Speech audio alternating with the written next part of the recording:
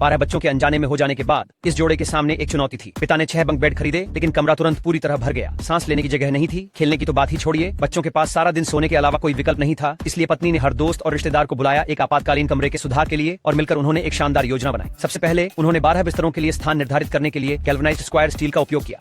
Aunty से कुछ रुपए उधार लेकर उन्होंने विस्तार स्क्रू खरीदे ताकि सब कुछ दीवारों पर मजबूती से लगाया जा सके, जिससे कुछ भी हिले नहीं। बल स्तंभों ने नीचे के बंक को सहारा दिया, जबकि ऊपर वाले स्टील फ्रेम से सुरक्षित थे। ठोस लकड़ी के पैनलों से ढके हुए ये पर्यावरण के अनुकूल बिस्तर 10,000 साल तक चलने के लिए बनाए गए हैं। प्रत्येक को आरामदायक रात की नींद के लिए एक नरम गद्दा मिला और लकड़ी की गार्ड रेल्स ने आकस्मिक गिरने से बचाने के लिए नरम दीवार की गद्दी ने अतिरिक्त आराम जोड़ा। अतिरिक्त आकर्षण के लिए उन्होंने छुपी हुई लाइट स्ट्रिप्स के साथ लकड़ी के बॉक्स बनाए ताकि बच्चों की पसंदीदा किताबें और साहित्यिक क्लासिक्स रखी जा सके। ऊपर एक छोटा छत का पंखा हवा को घुमाता रहा और बच्चे बिना एक दूसरे से टकराए स्वतंत्र रूप से घूम सकते थे। सोना अब एक दैनिक अनुष्ठान जैसा महसूस होता था, विशेष और संगठित। कमरे का बायां हिस्सा लड़कियों के लिए समर्पित था, जिसमें 2 बड़े रोलर दराज थे जो 6 खंडों में विभाजित थे।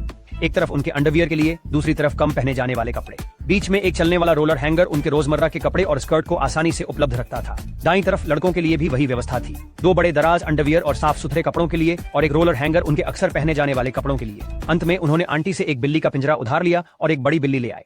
बच्चे हर दिन इसके साथ खेलते हैं और जाहिर है कि वे व्यायाम से मजबूत हो रहे हैं। बिस्तरों के सामने दीवार पर अलमारियों की एक पंक्ति किताबों को बंद दरवाजों के साथ साफ सुथरा रखती है ताकि सब कुछ व्यवस्थित रहे। नीचे अध्ययन के लिए डेस्क लगाए गए थे, प्रत्येक में स्कूल की सामग्री और छोटे सामान के लिए जगह थी। कमरे के बीच में एक बहुत ही विशाल गतिविधि क्षेत्र के रूप में खुला छोड़ दिया गया था। इस नई व्यवस्था से 12 बच्चों को अपनी आरामदायक सोने की जगह, भरपूर भंडारण और साझा अध्ययन और खेलने की जगह मिलती है।